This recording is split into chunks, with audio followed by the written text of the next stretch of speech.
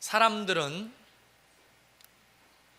시대를 초월해서 다 원하는 바가 있는데요, 그 공통점이 뭐냐면 그걸 한마디로 말하면 유토피아. 세탁소 이름이 아니고요, 유토피아. 정말 지상 낙원을 꿈꾸죠. 그곳에는 눈물도 고통도 병드는 것도 또 내지는 슬픔도 없는 곳입니다. 그야말로 낙원이죠. 그걸 예수 믿는 사람들은 천국이라고 부릅니다. 그래서 세계 역사를 보면 많은 지도자들이 자기가 다스리는 나라를 유토피아로 만들기 위해서 굉장히 많이 노력을 해왔습니다. 근데 세계 역사는 결론적으로 우리에게 말합니다. 실패다. 그 유토피아 건설이 왜 실패하느냐? 사람들은 근본적으로 죄성이 있기 때문에 그 죄성을 가진 자가 통치하고 다스리는 나라는 어떤 이데올로기, 사상을 가지고 통치하든지 실패할 수밖에 없다는 거예요. 김일성식 유토피아? 처음에는 너무 멋졌죠. 생각해 보세요.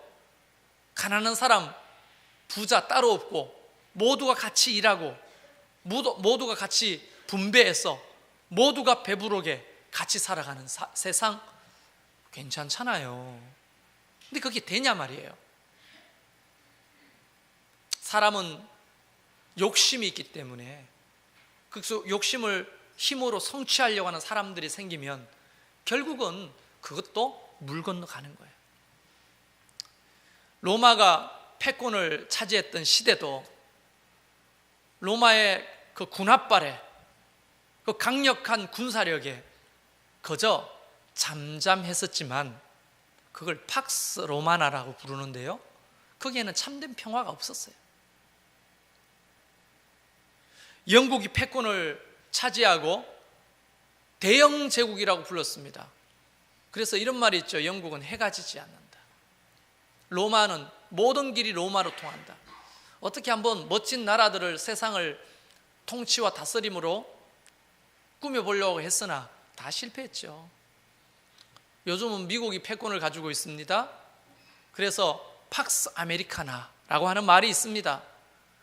그러나 그 속에도 참된 평화는 없습니다. 왜? 모두가 실패하느냐? 이유는 한 가지예요. 유한한 인간이 이 복잡하고 다양한 사람들을 통치하고 다스린다고 그 어떤 기술과 어떤 사상과 가르침을 가지고 와서 또 사회적인 시스템을 가지고 와서 통치한들, 거기 무슨 유토피아가 있겠느냐는 거예요. 저는 염세주의가 아닙니다. 그러나 인류의 역사는 인간이 통치하는 나라는 언제나 한계가 있고 결국 지상 낙원을 만들지 못한다.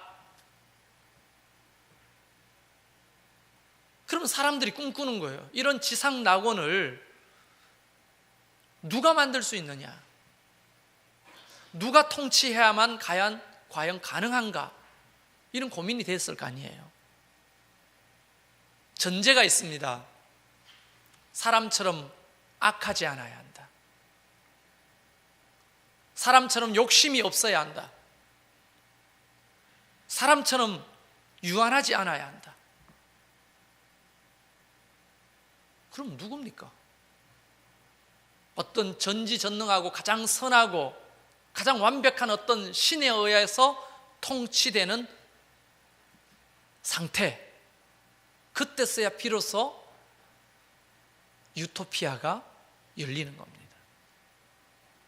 유토피아라는 말은 굉장히 정치적이면서 사회적인 용어지만 철학적인 용어이기도 하죠. 그러나 우리 예수 믿는 사람들은 아는 거죠. 그분이 누구십니까? 네, 사랑의 하나님, 전지전능하신 하나님, 그 하나님이 통치하시는 나라가 진정한 유토피아다. 그걸 우리는 유토피아라 말하지 않고 다른 말로 하나님의 나라다, 그렇게 말하는 거예요. 여러분, 하나님의 나라는 오늘 성경에 예수님의 비유 속에 등장하는 것처럼 혼인잔치와 같은 것입니다. 결코 하나님 나라는 우리가 생각하는 부담스러운 것이 아니에요. 많은 사람들이 하나님의 나라는 좁고 협착하고 가면 십자가만 져야 되고 고난이 있고 뭐 이런 걸로 생각하는데요, 예수님께서 비유로 말씀하실 때 천국은 마치 이렇게 시작하거든요. 하나님의 나라는 마치 임금이 준비하고 있는 혼인잔치와 같다라고 비유합니다. 여러분, 혼인잔치는 기본적으로 성격이 어떤 겁니까? 즐겁죠? 기쁘죠? 그게 가장 기본적인 분위기 아닙니까? 하나님의 나라는 근본적으로 십자가를 지고 피 흘리고 헌신하고 잡혀 죽고 고난이 있고 이런 곳이 아니고, 실제로 하나님의 통치와 다스림은요, 혼인잔치와 같은 곳이라고 설명하고 계시는 겁니다. 그래서 예수님이 우리가 이 땅에 오셔서 공생활 시작하실 때 처음으로 하신 말씀이 뭡니까? 회개하라, 천국이 가까워 왔느니라. 천국이 뭡니까? 하나님이 통치하시는 나라. 물론 세상이 꿈꾸는 유토피아와 성격이 다르지만 어떤 의미에서는 하나님의 나라는 참된 희락과 기쁨이라고 말하거든요. 잔치자리와 같은 곳이 하나님의 나라라고 말하는 겁니다. 그래서 그분은 3년 공생활하는 동안 줄기차게 말씀하시는 게 뭐냐면, 주제가 하나님의 나라예요. 하나님의 나라.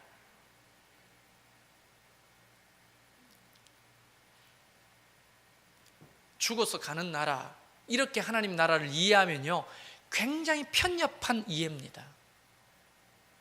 하나님의 나라는 그보다 훨씬 더 큰 개념입니다. 예수님께서 이제 우리가 성탄을 기다리잖아요. 예수님이 이 땅에 왜 오셨을까요? 하나님의 나라의 완성을 위해서 오신 겁니다. 하나님이 통치하시는 나라. 자, 그런데 문제가 생겼어요. 오늘 21장, 22장 마태복음 이 성경은 배경이 어디냐면, 예수님께서 이제 예루살렘 성으로 입성하신 다음에 쉬시지도 않고, 좀 솔직히 제 감정대로 표현하자면 굉장히 저돌적이고 공격적으로 하나님 나라를 선포하고 계십니다. 분위기 파가면서 가만히 있어봐라, 이 말을 해야 되나 말아야 되나 이런 게 아니에요. 공격적으로 하나님의 나라에 대해서 가르침을 펼치기 시작하는데, 그 증거가 뭐냐? 갑자기 하나님의 성전으로 들어오십니다. 성전으로 들어와 가지고 거기 누가 있습니까? 종교적인 기독권을 가진 제사장, 바리새인들, 서기관들, 그 하수인들, 장사치들 우글우글 거리는 그곳에서 하나님의 나라를 선포하시는 거예요. 근데 말귀를 못 알아들으니까, 여러분은 지금 말귀를 알아듣고 계십니까? 네, 그렇게 믿고 싶어요. 네. 근데 예수님이 그 하나님 나라에 대해서 이야기하니까 말귀를 못 알아들으니까 예수님께 비유로 이야기합니다. 비유로. 그 비유가 오늘 읽었던 이 비유 앞전에 두 가지 비유를 더 이야기하십니다. 성전에서 이렇게 말합니다. 너희들 들어라. 아버지가 큰아들을 불렀다. 그리고는 아들아, 포도밭에 가서 일 좀 하거라. 이렇게 말했더니 아들이, 네 아버지, 가서 일할게요. 아버지가 믿고 돌아갔는데 아들은 대답은 해놓고 포도밭으로 일하러 가지 않았다. 그래서 아버지는 두 번째 아들을 불렀다. 아들한테 말했다. 아들아, 포도밭에 가서 일 좀 하거라. 그랬더니 두 번째 아들이 아버지 싫어요. 짜증을 내면서 가기 싫다는 거예요. 그런데 아들이 생각했습니다. 아버지가 연로하시고 힘든데 혼자 그 큰 포도밭을 관리하려면 힘드실 텐데 내가 아버지한테 잘못했구나. 가서 일하자 하고 두 번째 아들은 일하러 간 거예요.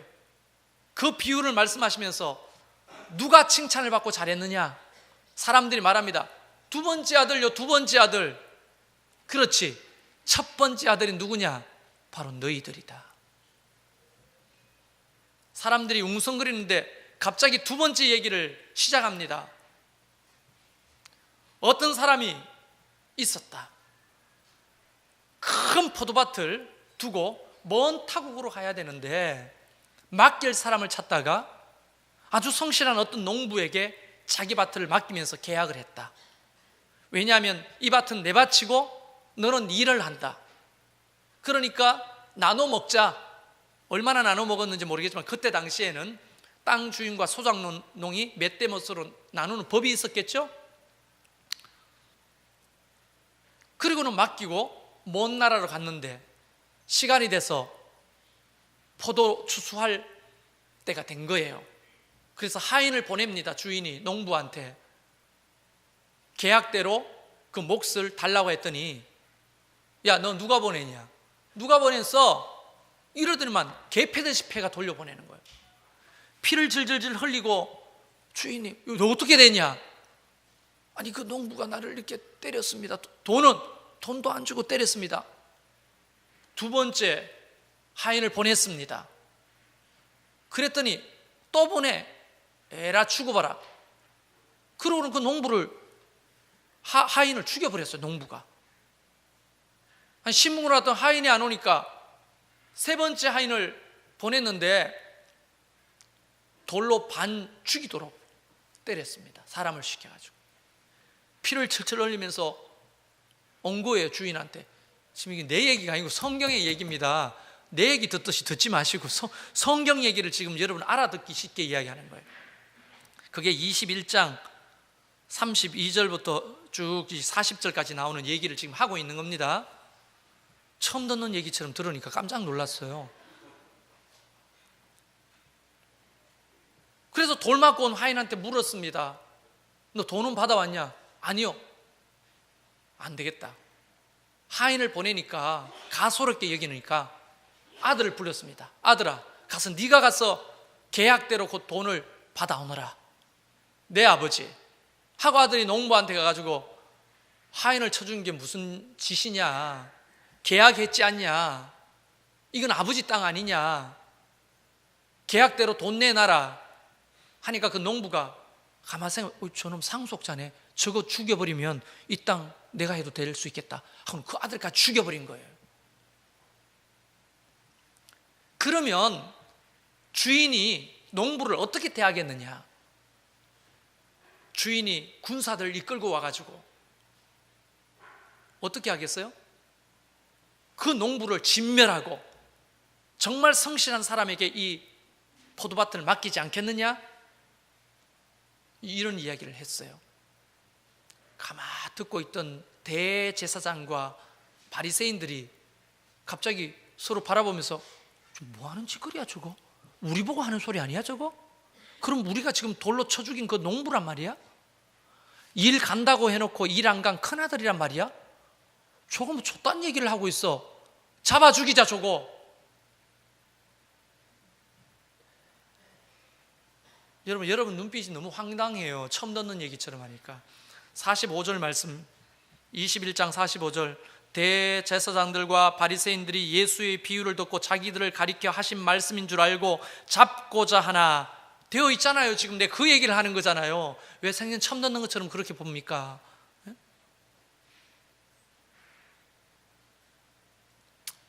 그런데 예수님께서 속사포로 세 번째 비유를 얘기하시는 거예요.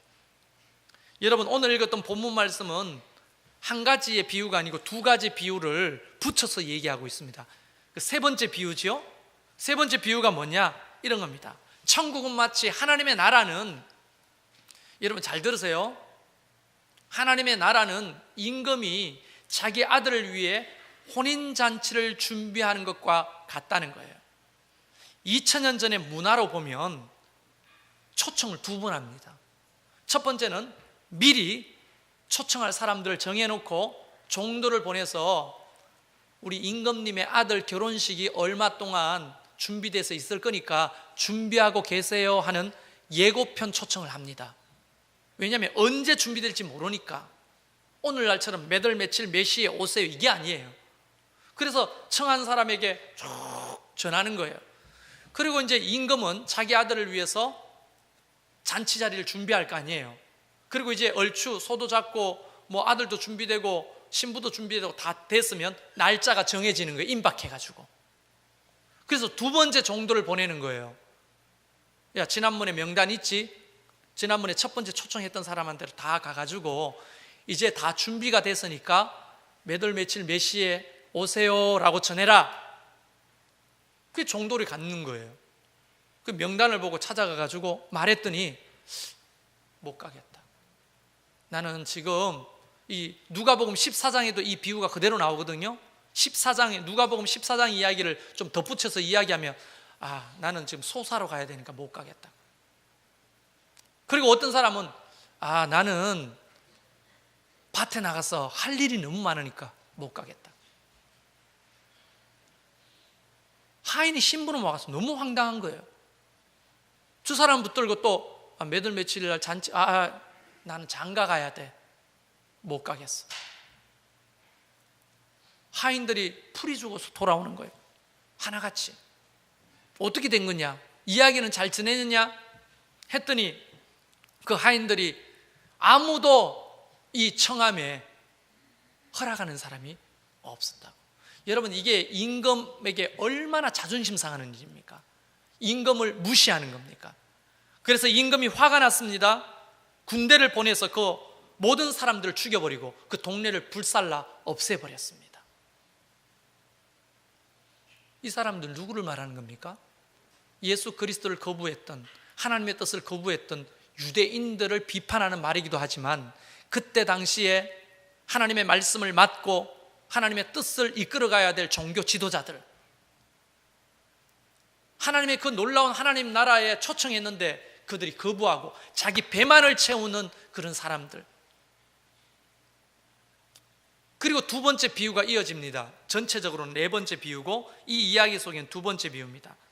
사람이 없잖아요. 잔치는 다 됐는데. 그래서 종들에게 다시 보냅니다. 저 사람들이 말하는 번화한 네거리로 나가봐라. 그리고 따지지 말고 다 데리고 오라. 악한 자나 선한 자나, 또 내지는 뭐 병든 자나 건강한 자나 할 것 없이 다 데리고 와라. 그래서 종들이 나가가지고 사람들을 다 청해서 들어오는 거예요. 그래서 잔칫날이 임박했습니다. 이제 최종 검사를 하러 임금이 나갑니다. 어떤 사람이 왔나 봤더니 헉, 대박, 헐 막 이런 소리를 하는 거죠. 왜 그러냐? 아니, 잔치하러 온 사람들이 어떻게 이런 복장을 해서 올 수가 있냐? 그럼 한번 물어보겠습니다. 우리나라식으로 이걸 비유를 해보겠습니다. 갑자기 논에서 막 일을 하고 있는데 이장님이 자전거 타고 지나가면서 어이 김씨, 아이고 이장님 안녕하시오. 오늘 내 칠순이잖아. 칠순. 우리 집에 와서 저녁이나 함께 하세. 오늘 이장님 칠순이십니까? 제가 갈게요. 그렇게 된 거죠. 이 사람은, 김씨 아저씨는 논일을 다 해놓고 어떻게 갈까요? 씻고 닦고 포마드 기름을 바르고, 그래도 농장문을 열고 그 중에서 가장 좋다는 양복을 입고 이장님의 칠순잔치에 가는 우리나라의 정서가 뭡니까? 생일을 맞이한 사람들을 존중하는 거예요.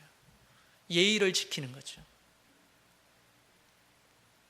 그 정서나 이 정서나 똑같은 거예요.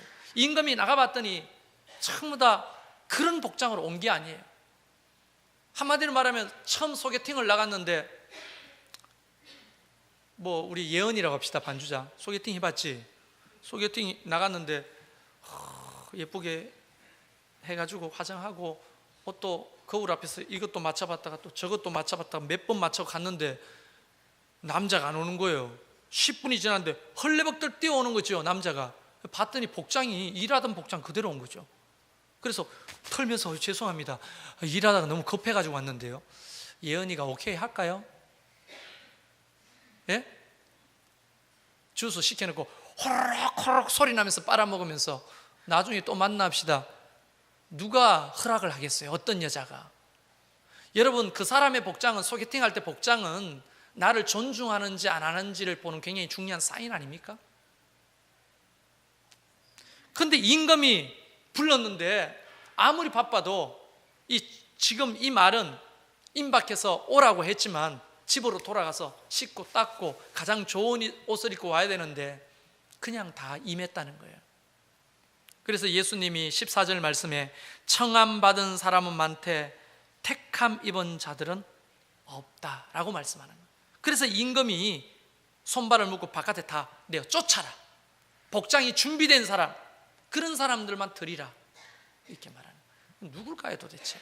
이 비유 속에서 두 가지만 딱 잡고 가자고요. 두 가지가 뭐냐? 첫 번째는 하나님의 나라가 어떤 곳인지라고 하는 개념. 하나님의 나라는 우리가 생각하는 것보다 훨씬 더 좋은 곳입니다. 하나님의 통치 안에 들으면 여러분이 상상할 수 없는 것보다 훨씬 더 좋습니다.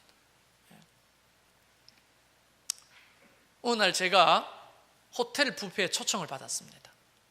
이름만 대면 알만한 호텔이에요. 우리나라에서 가장 좋은 호텔 중에 하나입니다. 그래서 초청을 받고 설레는 거죠. 나는 호텔 뷔페에 가본 적이 없으니까. 그래서 이 촌놈이라 그래요. 인터넷에 찾아봤어요. 그 호텔 뷔페가 어떤 곳인지 봤더니 가격이 일단 어마어마하게 비싼 거예요. 한 끼 식사가 이렇게 비싸다고? 세금 포함하면 더 비싼 거예요. 와, 이런 데 나를 초청하네. 그래서 꿈꾸는 거죠. 이런 음식도 있겠고 맛은 어떨까 막 꿈꾸는 거. 당일날 좋은 복장을 갖춰 입고 그 초청에 의해서 갔더니 내가 생각했던 것보다 훨씬 더 많은 음식과 훨씬 더 맛있는 음식들이 너무 많은 거예요. 갑자기 왜 식당에서는 중국 식당 냄새가 나죠? 여러분 들어올 때 중국 음식점 냄새 안 났어요? 굉장히 땡기거든요 지금. 특히 여기 앉아있으면 더 해요. 예배에 집중이 좀 안 되는 것 같아요. 근데 호텔에 갔더니 생전 처음 호텔 뷔페에 갔는데 생각했던 것보다 훨씬 더 맛있고 훨씬 더, 그래서 나올 때 야 정말 이거 돈값 하는구나 이런 생각이 들었어요. 일평생에 한 번, 두 번 가볼까 말까. 하나님의 나라는요 이 호텔 뷔페하고는 비교도 안 됩니다. 훨씬 더 아름답고 훨씬 더 멋지고 훨씬 더 행복하고 훨씬 더 대단한 곳이 저는 하나님의 나라라고 믿고 싶습니다. 근데 두 번째는 이거예요. 그 초청을 응한 사람이 있고 거절하는 사람이 있다는 거예요. 거절하는 사람 누굽니까? 성경대로 이야기하자면 유대인들이에요. 하나님이 그 백성을 선택하셨어. 하나님의 그 놀라운 구속사역을 이루시기 위해서 하나님의 제사장 나라를 삼아주셨는데 그들이 하나님의 말씀을 떠나가지고 자기 멋대로 행하니까 예수님께서 이 땅에 오셔서 다시 한번 그들에게 기회를 주려고 했으나 그들은 예수님을 도리어 십자가에 못 박아 죽여버리는 거예요.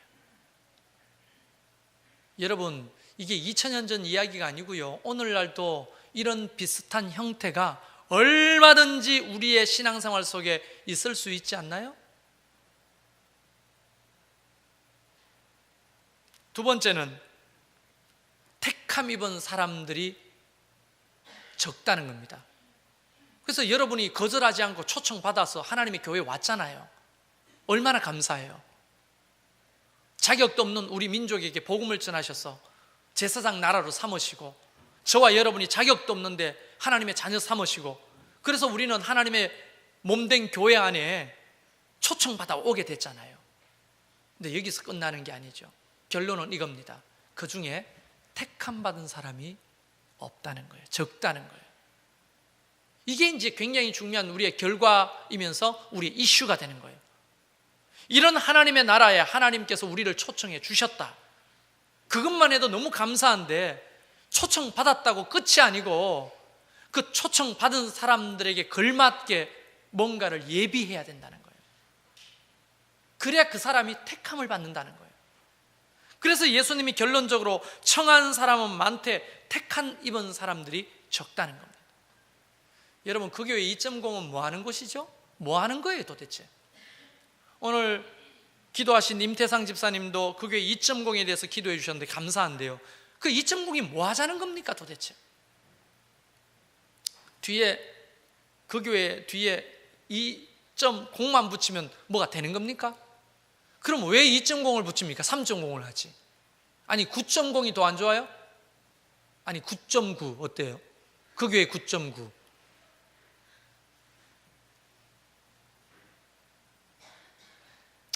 뭐 하자는 겁니까? 아주 단순합니다. 우리 모두가 하나님 앞에, 하나님 나라에 초청을 받았어요. 초청을 받았는데, 초청받은 것도 너무 감사하고 그게 은혜지만 초청받은 사람들이 갖추어야 될 것이 있다는 거예요. 그래야 그 갖춘 사람들이 뭐 한다고요? 택함을 입는 거예요. 택함을. 주여 주여 하는 자마다 다 하나님 나라에 들어갈 것이 아니다 라고 말하잖아요. 누가요? 하나님의 말씀대로 행하는 자라야만 하나님 나라에 택함을 받는다는 거 아닙니까? 주님, 뭐 그런 섭섭한 소리를 합니까? 저 호칭이 선지자예요. 선지자. 저 모르시겠어요? 나는 도무지 너를 모르겠다. 어떤 사람이 말합니다. 주님, 제가 기도했더니 귀신이 막 떠나던데요. 예수님 말합니다. 너 누구니? 모르겠다. 직함이 중요한 것도 아니고 능력이 중요한 것도 아니고, 하나님이 초청했을 때는 거기에 합당한 택함을 입은 사람들의 자격이 있다는 거예요. 그래서 예수님은 한숨을 쉬면서 내가 마지막 때에 믿음 있는 자를 찾아볼 수 있겠느냐, 이렇게 말씀하시는 거예요.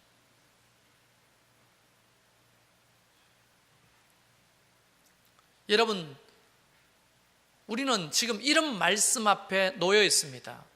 한국 교회가 7만 8천 개, 거의 8만 개 가까운 교회가 있으나 정말 하나님 앞에 택함 받은 교회는 얼마나 될까요? 우리는 하나님 앞에 자격을 운운하지 않고 다 초청을 받아서 너무 감사한데, 이 초청받은 이 예배당 안에서 하나님 앞에 택함 받은 사람 도대체 몇 명이나 되겠느냐? 하나님이 마지막 때 택할 때는 뭘 보고 택하는 줄 아십니까? 돈을 얼마나 가졌느냐? 이게 아니에요. 얼마나 많이 배웠느냐? 그게 아닙니다. 얼마나 잘생겼느냐? 그것도 아니에요. 얼마나 오래 믿었느냐? 그것도 아니라고요. 뭡니까? 의의 옷을 입고 있는 자들, 하나님이 정말 기뻐하시는 말씀대로 순종하는 자들, 종교 생활 말고 진짜 신앙생활 해보려고 발부둥 치고 노력하는 사람들, 그런 사람들에게 하나님이 은혜를 주셔서 그들이 택함을 받고 하나님 나라를 함께 일구어 가기를 원하신 거거든요. 근데 근본적으로 유대인들처럼, 그 제사장들, 서기관들처럼 근본적으로 이 초청에 거절하는 사람들이 있어요. 나는 여러분이 그런 사람이 되지 않았으면 좋겠습니다. 자, 두 번째로, 초청을 받았다면 택함 입은 사람들이 되도록 우리가 입고 있는 그리스도의 의의 옷을 준비하시길 바랍니다. 그 교회 2.0은 그거 해보자는 거예요. 그거, 다른 게 아니고 그거 해보자는 겁니다. 말씀대로 순종해보자는 거예요. 교회가, 하나님이 교회의 모형을 이 성경 속에 많이 계시해 두셨는데 그 교회의 모형을 완벽하게 재현할 수는 없지만 따라해보자는 거예요. 좀. 왜 목장을 지원하는 겁니까? 왜 봉사의 자리에 있자고 하는 겁니까? 혹처럼 붙어 있으면 안 되잖아요. 암처럼 공동체를 파괴하는 사람이 되면 안 되잖아요. 그래서 작은 교회, 목장 교회를 만들어 놓고 그 안에서 함께 그리스도의 몸을 세워 가보자는 거예요. 그래서 함께 기도하자는 거예요. 함께 훈련 받자는 거예요. 함께 몸부림 쳐보자는 겁니다. 왜? 초청을 받았으니 이제는 택함 받기 위해 준비하자는 거예요. 그런 일환으로 그 교회에 2.0을 하는 거지, 무슨 이게 제가 이거 한 100번은 말했을 겁니다. 최성열 목사의 개인 취향, 개인의 어떤 야망, 최성열 목사라는 사람의 목회 철학, 이게 아니라고요. 이 비유의 말씀은 오늘 2015년도를 기다리고 새로운 한 해를 준비하는 우리에게 주시는, 그 교회에 주시는 하나님의 말씀이라고 저는 믿습니다. 청함을 받았으면 택함을 받아야 될 거 아닙니까? 얼마나 억울합니까? 그래서 청함을 받아가지고 교회에 와 있는데 목사가 뭐 하는 사람입니까? 성도들 돌아보고, 아, 저렇게 신앙생활 하면 안 되는데, 하나님의 말씀대로 건강하게 신앙생활을 해야 되는데, 아, 저 사람 말씀을 가르쳐서 세워야 되겠다, 저 사람 권면해서 하나님의 말씀대로 신앙생활하고 살도록 좀 도와야 되겠다, 그러려고 하나님이 목사를 세운 거 아닙니까? 그래서 목사는 하나님의 종으로서 초청하는 거예요. 자, 하나님의 잔치가 벌어졌습니다. 2.0은 하나님 나라의 잔치입니다. 오십시오, 오십시오. 안 따라오는 거예요. 이게 뭐예요? 아직도 확신이 없는 거예요. 그 임금이 그런 사람에게 뭐라고 한다고 기록되어 있습니까? 정말 두렵고 떨리잖아요. 나는 이제 성탄을 기다리고, 또 우리가 12월 30일 날 송부 영신 예배 있잖아요. 한 해를 마무리하고 새해를 맞이하는 그런 예배를 또 기다리고, 또 어떻게 펼쳐질지 모르는 2015년도를 기다리면서 하나님이 나를 초청해 주셨구나, 2.0이라고 하는 이 하나님 나라 운동에 초청해 주셨구나, 그것에 여러분 먼저 감사하십시오. 두 번째는 초청받았다면 그 초청에 걸맞게 택함 받은 사람이 되도록 준비해야 되겠구나, 이런 결단을 여러분이 하시기를 원하는 거예요. 내가 말하잖아요. 목사로서 아니고 한 인간으로서 이야기합니다. 나는 이거 안 하는 게 100번 편합니다. 정말 100번 편해요. 그냥 내 할 일 설교만 하고 그냥 여러분이 어떻게 사든지 어떤 신앙생활도 관심 없고 할 수도 있어요. 이런 말 좀 오해가 될지 몰라도 뺀질뺀질하게 설교만 잘하면 성도들 어느 정도 유지하는 거 쉬운 일 아닙니까? 여러분도 돌아다녀 볼 거 아니에요. 누가 설교 잘하는지, 어떤 교회 가야 되는지. 그러면서 골라서 이 교회 왔을 거 아닙니까? 제가 설교 잘한다는 말씀이에요. 네? 뺀질뺀질거리게 사람들한테 들리는 설교를 한다는 거예요. 자, 그러면 이런 일 안 해도 저는요, 다른 거 일 안 벌치고 2.0이고 나발이고 그거 안 해도 그냥 설교 뺀질뺀질하게 잘하면 어느 정도 성도들 숫자 유지시킬 수 있을 자신이 있어요. 교만이 아니고. 이거 안 하면 내 편합니다, 여러분. 근데 왜 하는 겁니까? 우리가 똑같이 하나님 앞에 초청받은 사람들로서 이제 택함 받은 사람이 돼야 될 거 아니에요. 그게 안타까운 거예요. 여러분 모두가 초청은 받았는데 택함 받지 못할까 봐 너무 안타까운 거예요. 그래서 목장 해보자는 겁니다. 성경대로 해보자는 겁니다. 같이 훈련 받자고 하는 겁니다.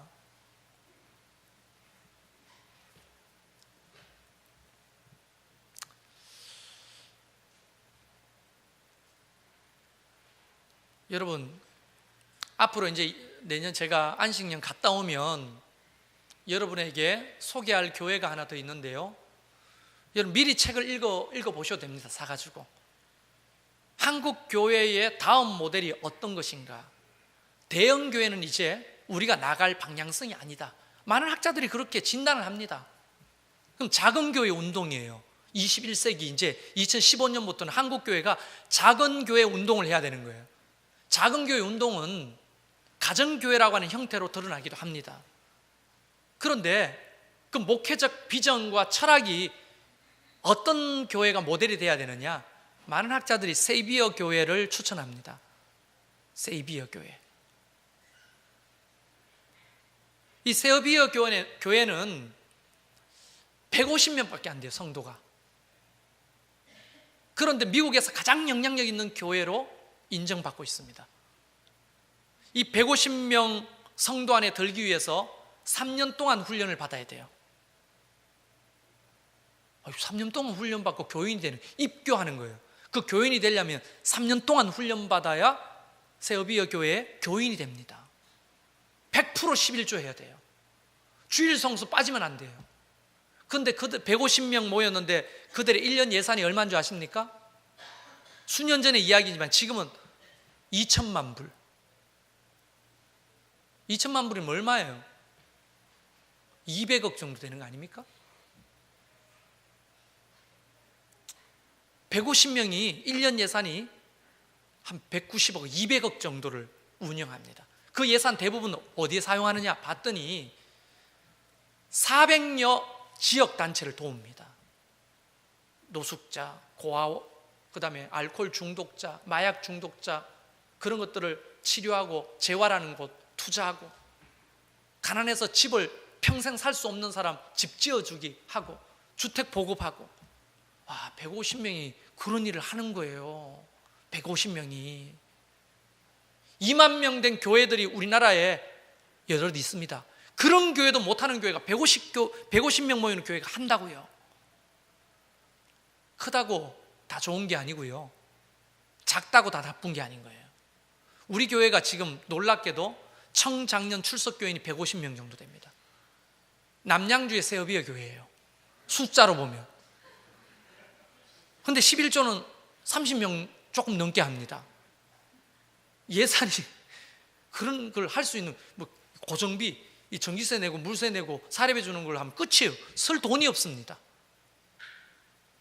여러분, 우리가 교회도 청함을 받은 7만 8천 개 중에 하나지만 택함 받은 교회가 돼야 될 거 아닙니까?